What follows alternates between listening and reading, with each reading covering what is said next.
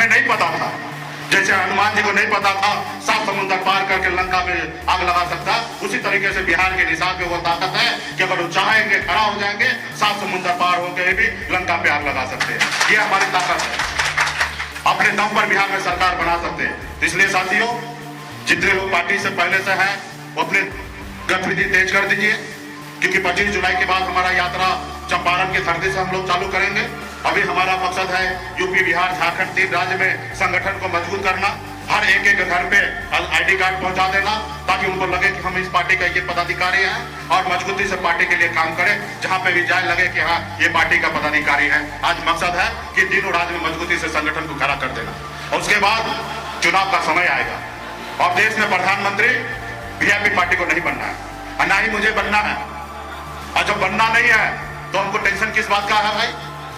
हम अपनी बात पे कायम रहेंगे, और जिनको झुकना है वो झुकेंगे, हमारी बात मानेंगे तो देश का प्रधानमंत्री बनेंगे, और हमारी बात नहीं मानेंगे तो प्रधानमंत्री का कुर्सी गंवाएंगे। ये हमारी ताकत होना चाहिए। इसके लिए अभी थोड़ा समय है तो कुछ काम जो है वो खत्म कर लीजिए, और 25 जुलाई के बाद मन बना लीजिए कि बोरिया बिस्तर लेना है और गांव-गांव घूमना है, अपने लोगों को जागरूक करना है, समझाना है, अच्छा बुरा समझाना, जैसे हम आपको समझा रहे हैं।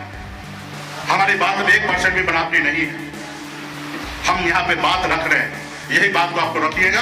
हर एक लोग आपसे मानेंगे और जुड़ेंगे, और हम लोग आने वाले समय में जो हमारा पार्टी का सपना है गरीब कल्याण, वो हम लोग आने वाले समय में साकार करने के लिए जाएंगे। तो इसलिए तभी सभी यहाँ पे उपस्थित पार्टी के पदाधिकारी का, और हमने पहले भी कहा कि तीनों लोकसभा में कोई एक लोकसभा हम लोग लड़ेंगे, इसके लिए तीनों लोकसभा तैयारी कीजिए, क्योंकि कौन सा सीट होगा ये मुझे आज नहीं पता है।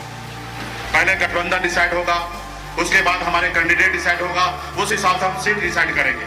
समीकरण के अनुकूल सोचना पड़ेगा, तो बहुत सारा चीज है, प्रक्रिया है। तो कल कहाँ लड़ सकते हैं, क्योंकि नई पार्टी है तो हमें बहुत कुछ लास्ट आवर में समझ में आएगा, लगला लोग से बात होगा। तो इसलिए आप तीनों जगह मजबूती से पार्टी को, विचारधारा को मजबूत कीजिए, काम कीजिए, ताकि आने वाला समय में आप लोगों का जो उद्देश्य है वो पूरा हो सकता है। आज हमारे पूर्वज ने देश को आजादी दिलाने के लिए लाखों का लाख संख्या में शहीद हो गए, तब जाके देश आजाद हुआ। पौने 200 साल लगा देश को आजादी दिलाने में। आज फिर से ऐसा नौबत आ रहा है कि बताइए, एक व्यक्ति के पास जो 5 साल पहले कुछ नहीं था, 2014 में कुछ भी नहीं था, और एक समय ऐसा आ गया कि एक दिन में 10,000 करोड़ रुपया कमाता है। आप कल्पना कीजिए, 10,000 करोड़ रुपया एक दिन में कमाते थे अडानी साहब। एक महीने में 3 लाख करोड़ रुपया कमा लेते थे, और उसकी संपत्ति जो है वो 5 साल हमारे देश का बजट बनता है उतने उनकी संपत्ति पहुंच गया था, 24 लाख करोड़ रुपया पहुंच गया था। वो तो अभी उनका थोड़ा नुकसान हुआ है, तो भी वो 10 लाख करोड़ का मालिक है।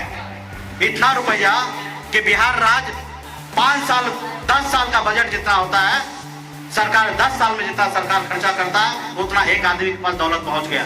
अब बताइए कैसे पहुंच गया?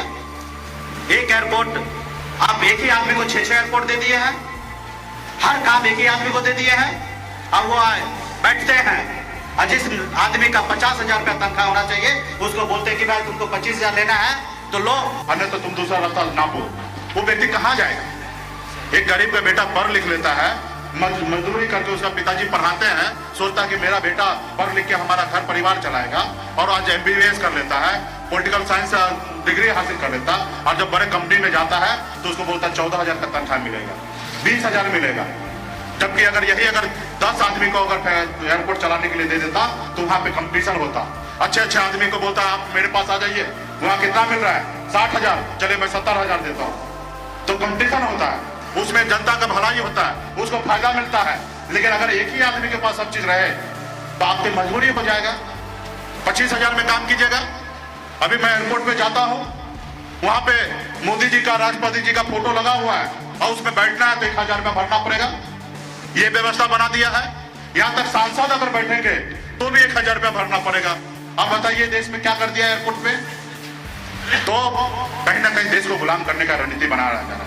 पहले ऐसा था कि भाई जिसके पास ये एयरपोर्ट चलाने का अनुभव है उसी को एयरपोर्ट मिलेगा।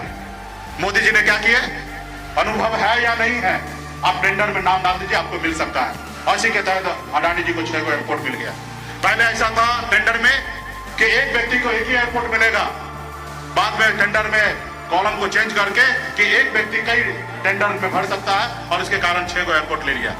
आज हमारे अच्छे पढ़े लिखा 25,000 में काम कर रहे हैं, क्योंकि उसको रोजगार नहीं मिल रहा।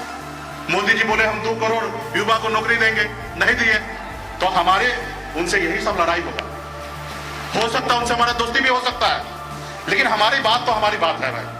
हम उनके साथ भी रहेंगे तो भी हम कहेंगे भैया 2 करोड़ नौकरी आप वादा किए थे वो पूरा कीजिए, या पहले कहेंगे कि भाई पूरा कीजिए, या नहीं तो लिख के एजेंडा बनाइए कि अगली बार ये करना पड़ेगा, जिनसे भी संबंध होगा। क्योंकि देखिए किराना लगना है तो किसी ना किसी के साथ जाना पड़ेगा। अगर यूपीए का होगा तो उनसे भी हम बात करेंगे कि भाई मोदी जी के जैसा आप भी झूठ मत बोलिएगा, आप जो जनता को वादा कीजिए है वो पूरा कीजिएगा, तब हम आपके साथ रहेंगे, वरना नहीं रहेंगे। और किसी न किसी के साथ भी रहना पड़ेगा, क्योंकि पार्टी आज अकेले दम पर एक लोकसभा नहीं जीत सकता। हाँ, हम हरा सकते हैं लेकिन हम जीत नहीं सकते। अब बुद्धिमानी ये नहीं है किसी को हरा दीजिए, बुद्धिमानी है कि अपना काम कैसे हो।